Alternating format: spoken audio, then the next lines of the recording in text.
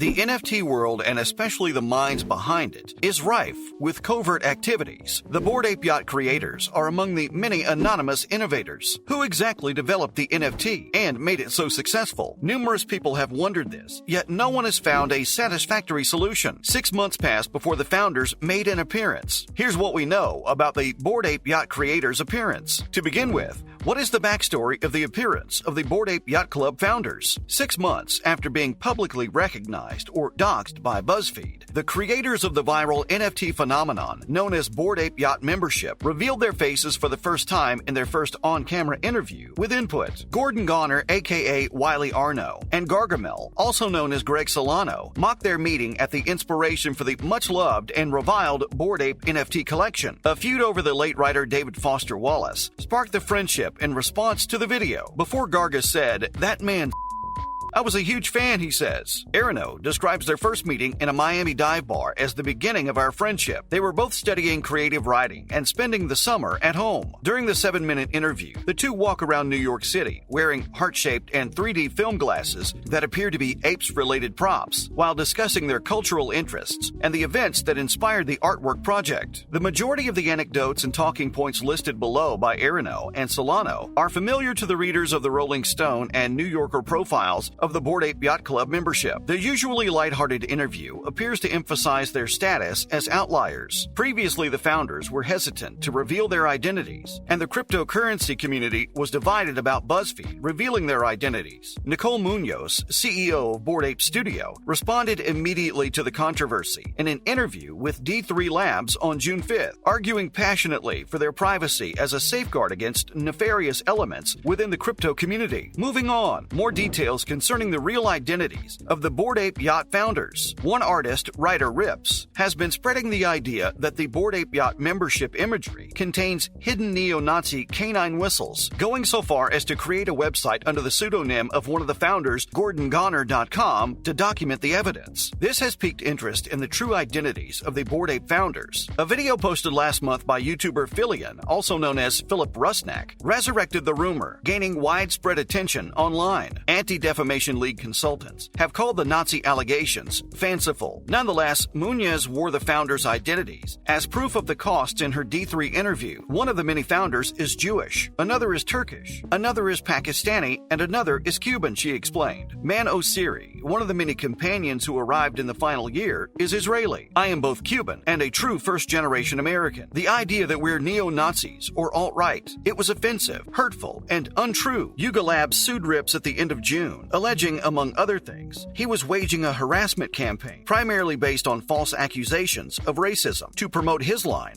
of ape-themed NFTs. None of this is explicitly stated in the interview, which emphasizes Aronow and Solano's enthusiasm for the cryptosphere, goals for the Bored Ape metaverse, and friendship. In April, the ape tokens were trading for more than $400,000. The ground value of an ape, the most affordable one you can get, was around $140,000 amid the broader cryptocurrency market crash. Next up, NFT lending platforms. Made simple, peer-to-peer or P2P lending is the most fundamental type of non-traditional financial institution lending because it most closely resembles the relationship between a borrower and lender found at your local bank. Most transactions occur on a peer-to-peer NFT lending platform like NFTFi, which all follow the same procedure. However, compared to borrowing against a stable asset, NFTs present a few additional challenges. Because of the market's extreme volatility, the value of an NFT today may be very different from its future value. So how do you determine its current worth? The truth is that it's debatable. The majority of P2P lending platforms use a simple offer system, which allows users to make loans and negotiate terms directly with one another without the need for a centralized or third-party intermediary. Users who register their NFT on the platform will be eligible for loan offers based on the lender's assessment of the NFT's value as collateral. If the borrower accepts the offer, the lender's wallet will send them an amount of wrapper ETH or DAI as soon as the transaction is completed. Concurrently, the platform will automatically deposit the borrower's NFT into a digital escrow vault, also known as a smart contract, and keep it there until the loan is repaid or terminated. The smart contract will automatically deposit the NFT into the lender's wallet if the borrower cannot repay the loan. Following that, what do we know about the positions in the non-fungible debt? Non-fungible debt positions are a spin-off of MakerDAO's collateral collateralized debt position structure in which borrowers over-collateralized ETH, a risky asset, in exchange for DAI, a less risky stable coin. On the other hand, borrowers of NFDP platforms, such as JPEG Deposit Select Blue Chip NFTs in exchange for PUSD, a synthetic stablecoin pegged to USD. JPEG, like peer-to-peer lending, uses custom Chainlink oracles to retrieve and maintain on-chain pricing data. What is the goal? To price the collateral in real time with high accuracy by combining floor prices and sales data. Non-fungible debt positions are still in their infancy and will need to mature further before they can be considered as a reliable lending model. MakerDAO's collateralized debt positions are 1.5 times over-collateralized to protect holders from ETH price swings. NFTs are even more volatile, and the lack of a need for over-collateralization raises concerns about the market's unpredictability and the future liquidations. Additionally, JPEG is currently the only platform that provides this structure, and it is only available to CryptoPunks, so the open market is small and the platform risk is high. Overall, non-fungible debt positions should be closely monitored as events unfold. Next up, capital-based NFT rentals and leasing. NFT renting, which contrasts with the other three structures, allows NFT holders to lease out their NFTs in exchange for upfront capital. Platforms like ReNFT function similarly to peer-to-peer marketplaces, allowing renters and tenants to transact with varying rental terms and agreements without waiting for permission. Rental transactions like exchanges on NFTFi are facilitated by smart contracts. Instead of borrowers sacrificing an NFT as collateral and locking it into a digital vault, the NFT is transferred to another person's wallet for a set period. In exchange, the borrower receives a lump sum of cryptocurrency. The NFT is automatically returned to its owner at the end of the predetermined period. This is the most basic form of lending, as there is no repayment terms, interest,